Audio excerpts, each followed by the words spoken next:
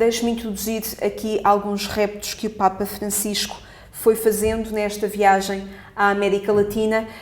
Apesar de tudo, foi acompanhando aquilo que ia acontecendo com a Grécia e, concretamente, na viagem de regresso ao Vaticano, ele defendia mecanismos de vigilância para que aquilo que aconteceu com o povo grego e com a Grécia não voltasse a acontecer, e também condenou uma imposição das medidas de austeridade que apertam o cinto dos trabalhadores e dos mais pobres. Cito palavras do Papa. Pergunto-lhe, ao fim e ao cabo, o que é que manteve todos estes países juntos? Foi de alguma forma a solidariedade que está na gênese do projeto europeu, ou foi o não querer assumir a primeira saída de um país da zona euro? Eu acho que os alertas que o Santo Padre deixou na sua recente viagem, que aliás, como dizia bem, vem na continuidade do seu estilo. Ministério. Talvez o lema deste Papa mais conhecido foi aquela frase que a Evangelii Gaudium lançou para o mundo, uma acusação muito clara à economia, ou uma economia que mata. E mata no sentido em que na competitividade das economias mais desenvolvidas, ou que pertencem pelo menos a um mundo mais desenvolvido, as assimetrias e as desigualdades sociais que nós sentimos, e sobretudo fenómenos em que a classe média, para a qual o Santo Padre, de forma muito interessante, reconheceu não falar muito, ou reconheceu, ou apelou a que se falasse mais, porque de facto a classe média é a realidade sociológica que está a diminuir em toda a Europa, em prol de alguns muito ricos, que continuam muito ricos, e cada vez mais novos pobres. E, portanto, a doutrina social da Igreja em geral, que é isso ao fim e ao cabo que todos os papas, desde tempos imemoriais, ou pelo menos desde que assim ela é conhecida, há 100 e tal anos, falam, é mais uma vez voltar a olhar para a economia como qualquer coisa que não está acima das pessoas, mas serve as pessoas. E várias intervenções que o Santo Padre tem feito, nos seus textos, nas homilias que agora fez na América Central, numa América Central que é uma das regiões mais pobres em todo o mundo. E é muito interessante que tenha viajado e tenha visitado aquela zona. Há uma dívida do mundo em relação a esses países e, sobretudo, esses países têm cada vez menos lugar numa economia em que, globalizando a riqueza, como ela é menor, não chega a todos. E, portanto, o que o Santo Padre vem alertar é, mais uma vez, para... Eu não sei se ele diz assim, mas quer dizer, quando nós vemos que ele visitou bairros pobres, que ele visitou lares de idosos, que ele visitou hospitais, portanto, que ele foi à sociedade menos favorecida, que ele foi à sociedade mais pobre, mais excluída, na voragem de salvar o fundamental, os políticos europeus e os políticos em geral já não chegam a essas zonas. E, portanto, é muito importante que a Igreja, e numa zona onde a Igreja ainda tem uma influência muito grande, e falava para zonas muito pobres, e, portanto, vinha alertar, quando ele fala em compaixão, quando fala em hospitalidade, em justiça social, em solidariedade. Solidariedade na Europa é uma coisa que nós vemos muito pouco. Ou melhor, vemos o Diretório Europeu oferecer solidariedade, mas exigir também responsabilidade. E, portanto, o discurso do Papa é um discurso sempre muito empenhado em contrabalançar a rapidez com que as decisões políticas têm que ser assumidas, os resgates, as finanças, e lembrar que na base disso tudo deve estar a preocupação humanitária em salvar pessoas que precisam.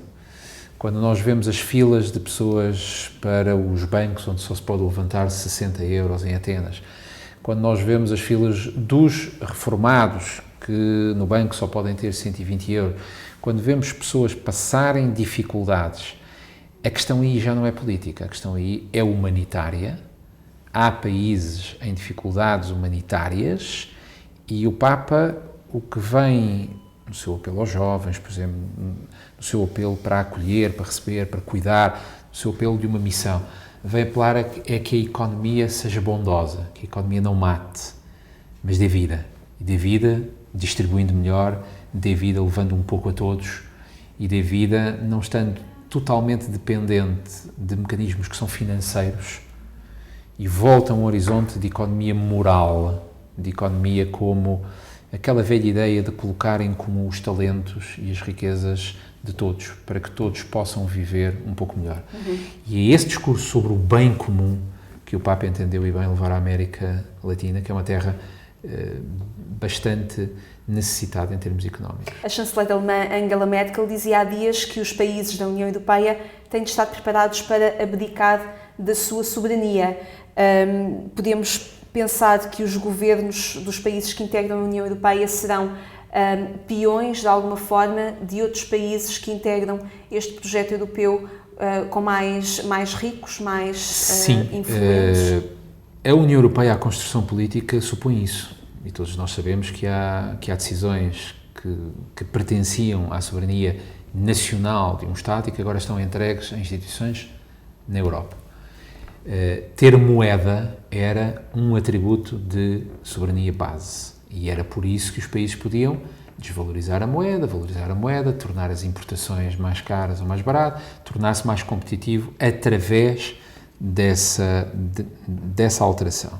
Hoje em dia, os Estados nacionais retêm alguma soberania, mas nós vemos que o grosso da legislação que afeta a nossa vida é cada vez mais pensado na Europa. O problema é que cada vez mais quem manda na Europa não tem legitimidade eleitoral. Nós não elegemos diretamente quem de facto manda em nós. E, sobretudo, o que a chancelerina Merkel não pode esquecer, com todo o respeito que tem que ter, e tem vindo a ter um papel importante em alertar que a questão das fronteiras europeias é uma questão séria.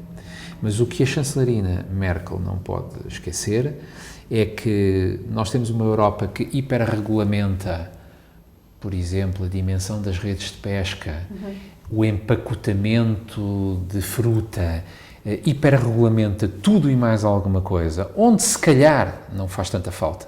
Mas depois nas grandes opções, na questão humanitária, na política de imigração, na política de resgate de um povo, nas grandes questões para as quais o Papa fala, porque são questões de humanidade, a Europa não tem soluções.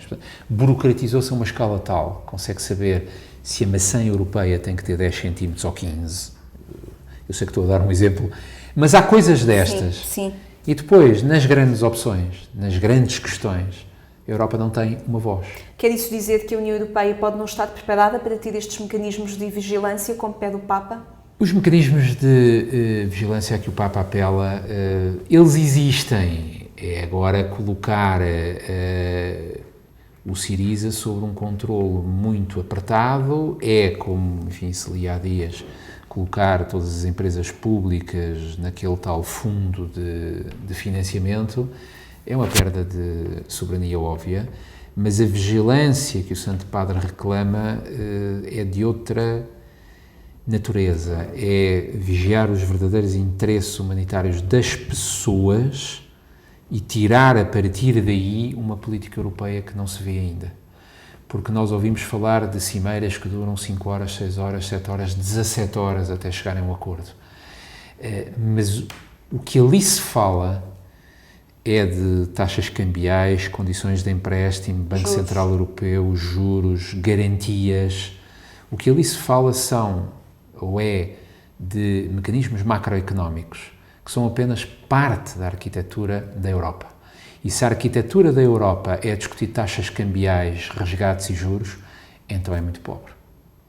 E é para uma nova redescoberta do sentido humano de uma aventura chamada União Europeia que o Papa, argentino, é verdade que sim, mas fala ao mundo a partir de um Estado europeu, a Itália, Roma, a Santa Sé, que o Papa é uma voz importante na Europa.